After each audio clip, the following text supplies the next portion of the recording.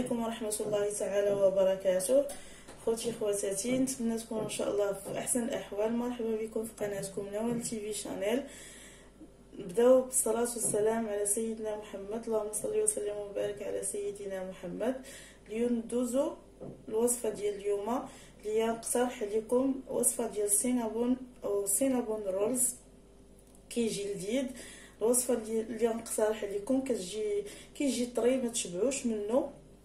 وبقاو معايا فرجه ممتعه. ندوزو ان شاء الله المقادير وطريقه التحضير. غنحتاج على بركه الله المقادير غنقوله لكم باش ما يجيوش طوالين، باش ما يجيكمش الفيديو طويل.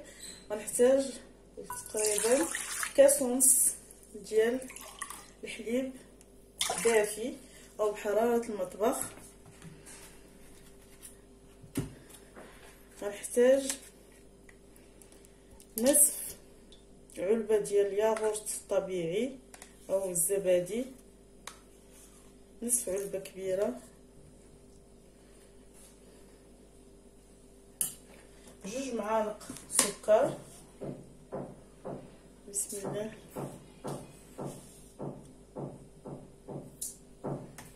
اسمحوا لي على هذا الصداع، حدانا الاصلاح. عندنا 2 معالق كبار ديال الزبده، حتى هي ايضا بحراره المطبخ. ممكن تذوبوها، نعرفوا الحل بارد هاد الايام. الله يرحمنا يا رب. غندير 2 معالق ديال الخميره حبيبات.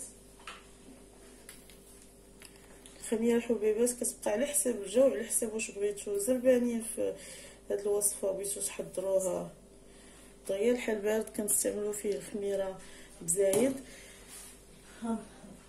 نضيف واحد البيضه ايضا بحراره المطبخ. نحرك هاد المكونات وغنغطيهم تقريبا من 5 حتى 10 دقائق. نخليهم تفاعل. انا فاش كيكون الحل سخون تفاعل بالخميره مع المكونات باش تطلع لينا العجينه ديالنا دغيا تخمر. فاش كيكون الحل سخون دغيا ما كنديرش هاد العمليه، كنستغنى عليها، حيت كنعرفوا في الصيف في الحل سخون دغيا كتخمر لينا العجينه. ولكن في الحل بارد ضروري من هاد العمليه باش تسرع لينا الاختمار ديال العجينه. قلت لكم غنغطيها تقريبا من 5 حتى 10 دقائق يتفاعلوا لنا هاد العناصر، عاد نكمل العجينه. من بعد ما تفاعلت لي الخميره انا ما انتظرتش عليها بزاف، 5 دقائق تقريبا. غنضيف الملح كيبقى على حسب الذوق. غنضيف واحد الساشي ديال خميره الحلويات. غنضيف 5 الكؤوس ديال الدقيق. بسم الله. 1 العبار كيبقى بكاس العنبه. 2 دقيق الطحين عندي مغربل. 3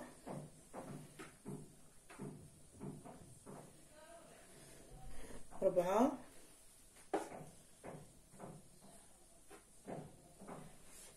5.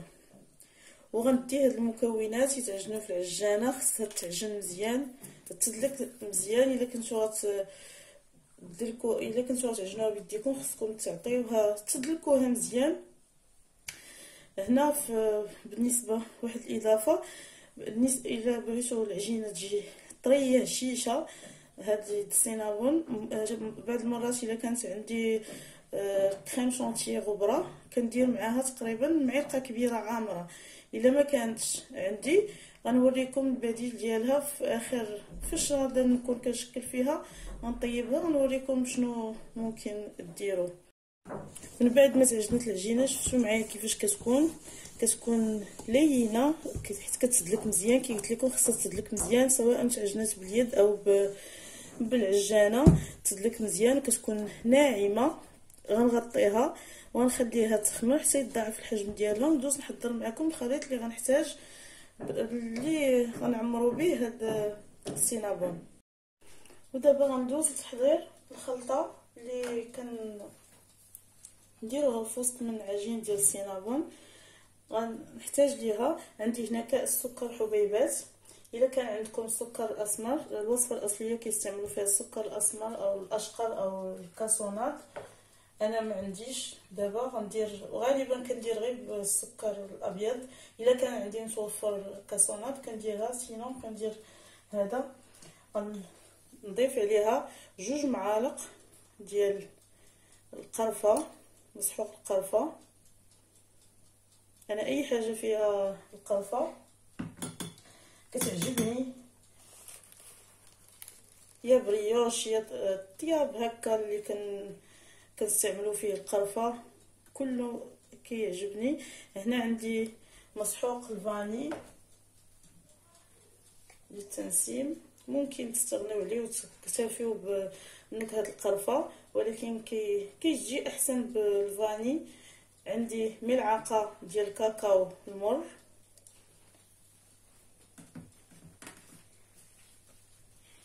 وملعقه كبيره ديال نشا الذره او مايزينا.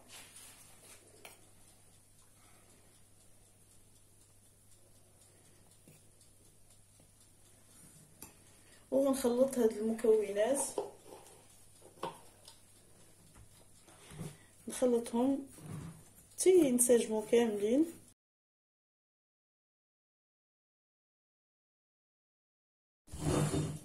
العجينه ديالي من بعد ما اختمرت كي شفتوا غادا نخويها من الهواء.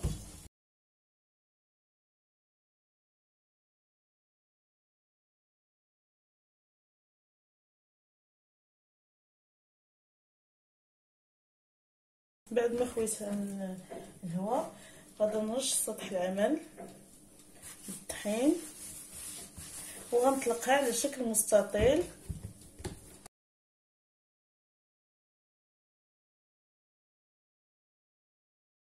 نطلقها على شكل مستطيل ونرجع معاكم. من بعد ما طلقت العجين على شكل مستطيل كيف ما كتشوفوا، غندير تقريبا مقدار 2 معالق ديال الزبده اللي تقريبا دايبه، ونسرحها على الوجه ديال هاد العجينه.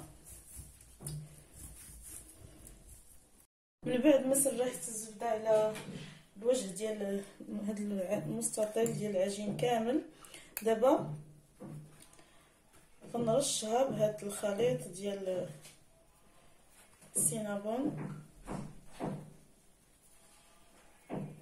نرش الوجه كامل. من بعد ما رشيت الخليط ديال القرفه على السطح ديال هاد المستطيل كامل، غندلف بشويه هاد العجين على هاد الشكل كيف ما كتشوفوا. انا درت مستطيل واحد كبير، ممكن نتوما ديروا العجينه تقسموها على 2، تلقوا كل واحد بوحديتو. انا كيعجبني كيجيو فيه الدورات بزاف، كيعطي منظر احسن.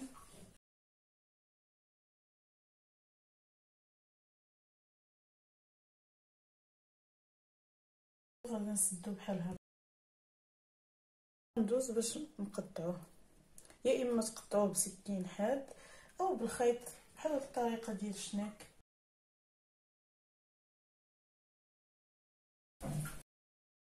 من بعد ما روليتو غنبدا بسم الله نقطع.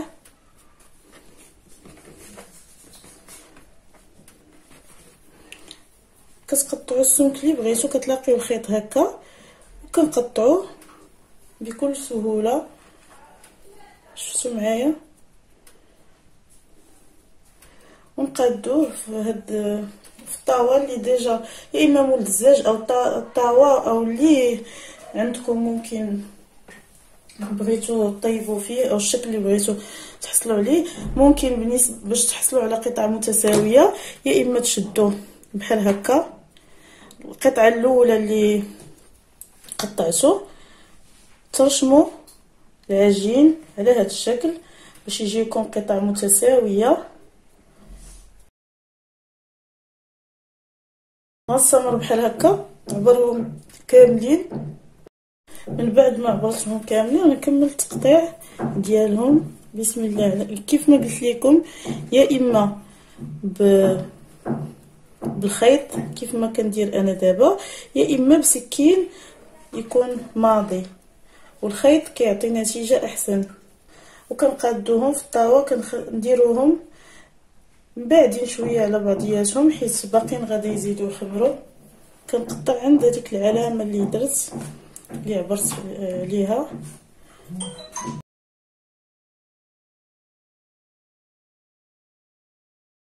من بعد ما قطعتهم كاملين شفتوا كيفاش كيجيو.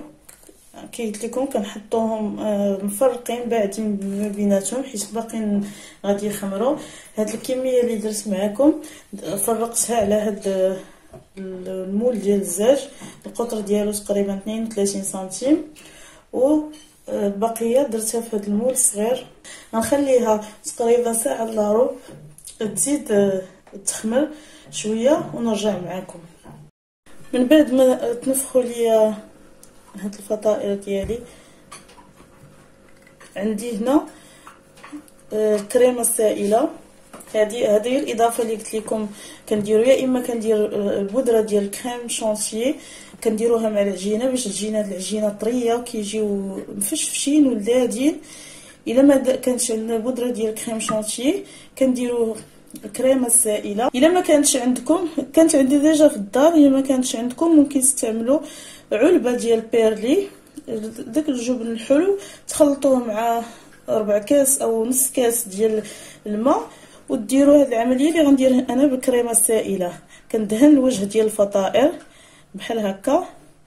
بيرلي فايت لي استعملته معكم في ديك الفطيره العائليه،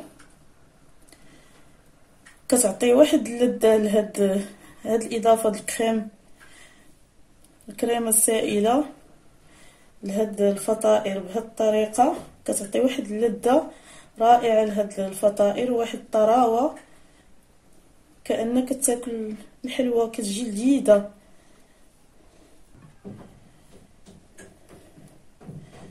من بعد ما كندهن الوجه ديال الفطائر شويه بهاد الكريمه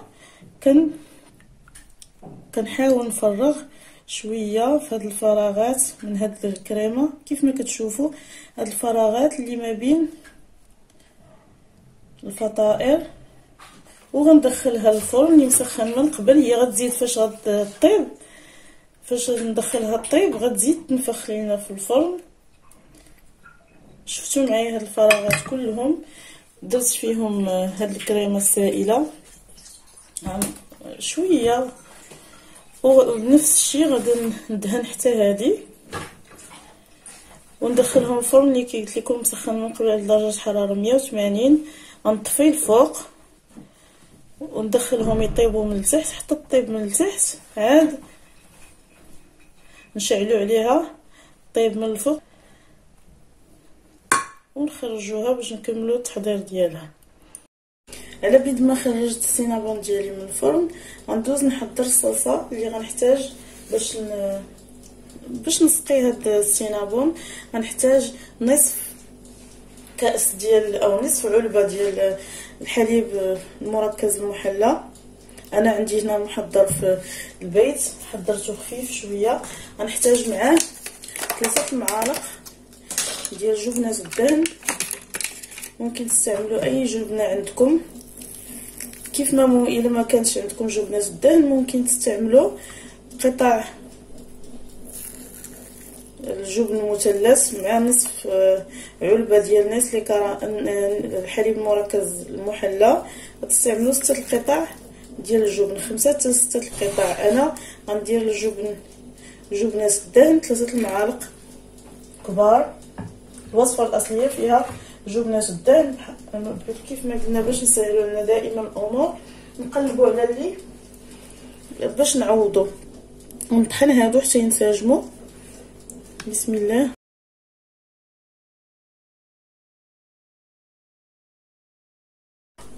انا خرجتهم من الفرن كيجيو على هذا الشكل كيف ما كتشوفوا. كيجيو رطبين كيف ما شفتوا معايا. هذه الكريمه اللي درنا ليهم كتعطيهم واحد القوام رائع. غنقلبهم في صحن التقديم باش نزينهم باش نسقيهم بهاد الصلصه اللي حضرنا وهما سخونين، باش هما كيبردوا كيتشربوا ديك الصلصه. ودابا غنزينها بصلصه الشوكولاته. ممكن تستعملوا اي صلصه عندكم، ممكن تستعملوا الصلصه الجاهزه اذا كانت عندكم او تحضروها.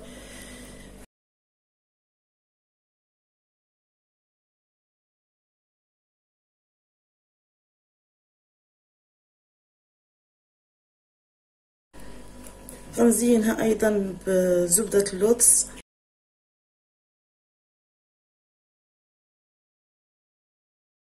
ونخليها تشرب مزيان.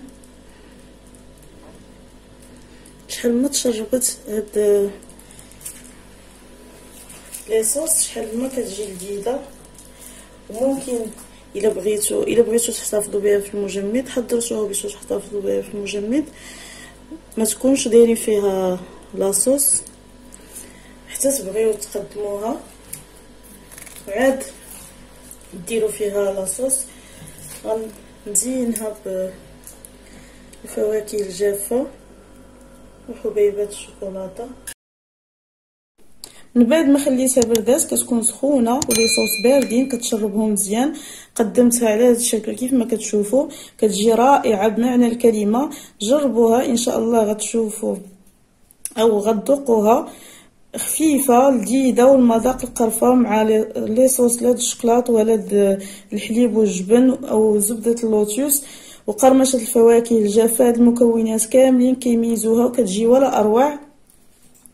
الا جربتوها اكيد ما غاداش تندموا عليها وغتولي معتمده عندكم. نتمنى ان شاء الله الى عجبكم الفيديو ما تنسونيش باللايكات والدعاء ديالكم والتعاليق اللي كيشجعوني وكيحفزوني. وشكرا على المتابعه والى فيديو مقبل ان شاء الله.